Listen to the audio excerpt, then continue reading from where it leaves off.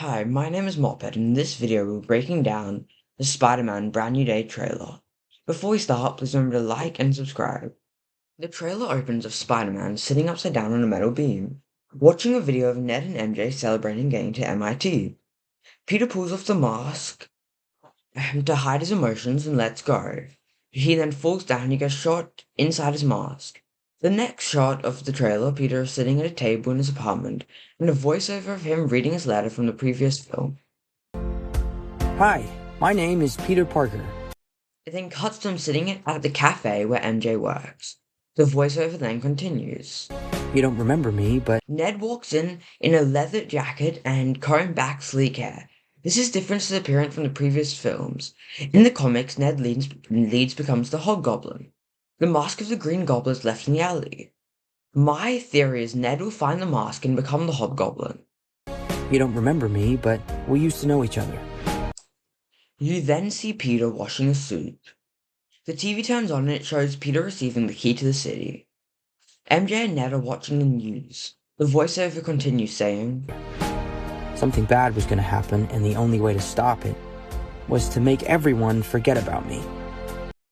It then shows a beat up Peter playing with the key to the city. Because I'm not just Peter Parker. Spider-Man then runs across the rooftop and pulls his mask down. And jumps. I'm Spider-Man. On his back, his spider symbol is larger. In the films, the size of the spider symbol represents the experience of the spider. And a tank then shoots him. On one side of the tank is a symbol that resembles Mr. Negative's henchman, Inner Demons. Inside the tank is an old woman. I'll get back to that later. Now this is where I think Venom comes into the film. He has a personal vendetta against Spider-Man. AKA Spider-Man, AKA the Spider Menace. But rest assured, dear viewers, we here at the Daily Bugle will not rest until we've uncovered the truth behind his web of lies. I'm Jake. If you recall in No Way Home, a piece of the symbiote got left behind. Peter then gets hit into a van by a damage control prison vehicle. Inside the prison vehicle is presumably Tombstone. Then in one of the new LEGO sets of the film, Tombstone is one of the minifigures included in the prison vehicle set. The LEGO set also includes Tarantula, which is why I think Tarantula will free Tombstone from the vehicle. Peter then gets hit by a van driven by the Punisher. Punisher then attempts to shoot Spider-Man and blast Spider-Man onto the tank. They then fight. The next shot is Spider-Man attending a party. And sometimes Spider-Man has to do the hard thing, even if it breaks Peter Parker's heart. Then it shows a dizzy Peter Parker. He falls to the ground and wakes up in a cocoon. He then falls and catches himself with organic webbing, which proves he's changing, mutating. This is the perfect time for them to introduce X-Men, with Peter mutating. In one of the episodes of the original Spider-Man TV show, Spider-Man mutates into Man-Spider. He goes to the X-Men for help, but they refuse to help him.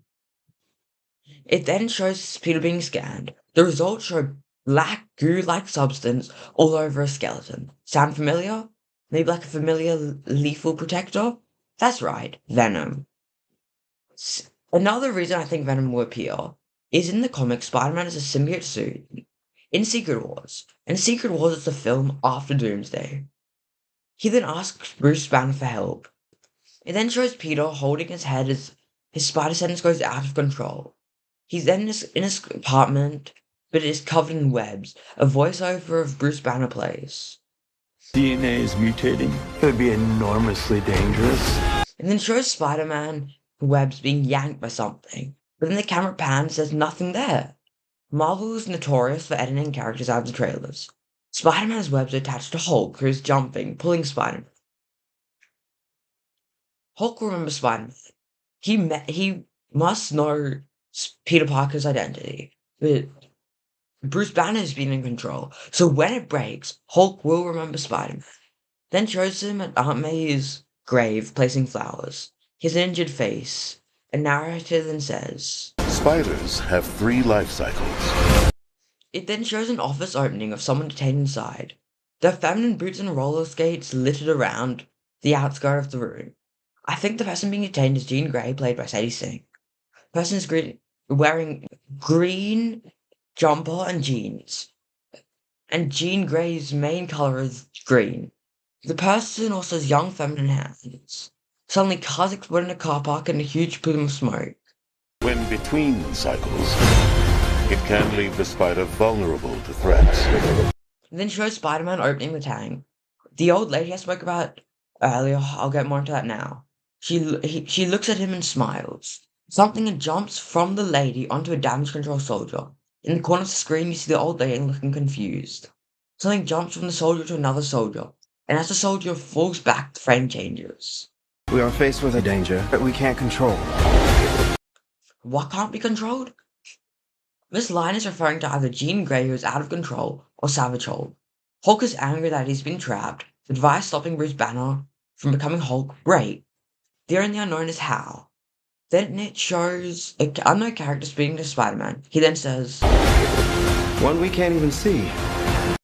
And then shows a character wearing two jackets. The bottom one is yellow, the top one is green. His exact costumes Lady Sink was photographed wearing.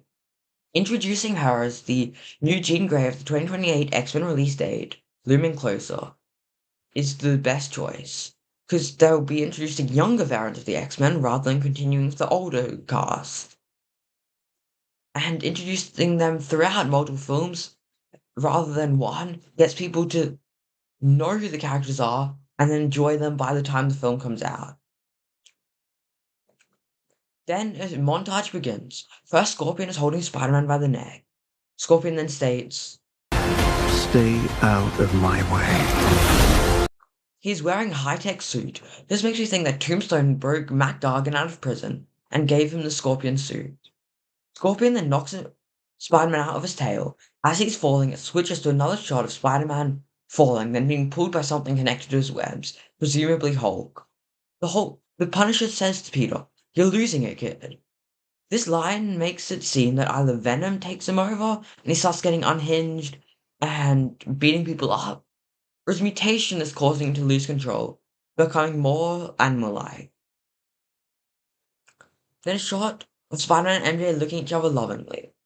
The Spider-Man on the tank trying to redirect the tank using his webs. And for those spiders who make it through, Then he gets thrown against the bus and dragged, and inside the bus is someone with a hairstyle like Rogue's. Maybe it is Rogue, or maybe I'm reaching. Let me know down below. Then a shot of Spider-Man swinging with a man. It looks like the cover of Spider-Man's debut comic, Amazing Fantasy 15. Then a shot of Boomerang and Spider-Man. It resembles a cover of Amazing Spider-Man 345.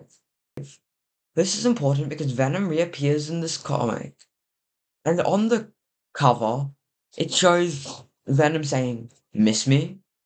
Then the shot shows Tarantula and Spider-Man fighting in a water tank. It resembles a comic cover of The Amazing Spider-Man 134, the debut comic of Tarantula. it amounts to a kind of... Then in a prison, the Hand jumps at Spider-Man. The Hand is ninjas dressed in red. Spider-Man's eyes go black. He webs the sword carried by one of the Hand's members and shatters it with such force it knocks everyone back. Then it shows Spider-Man jumping onto the rooftop to fight the Hand. Only problem? Not all of them are looking at him. Who has been added as a trailer? Daredevil, Punisher, Hulk. rebirth.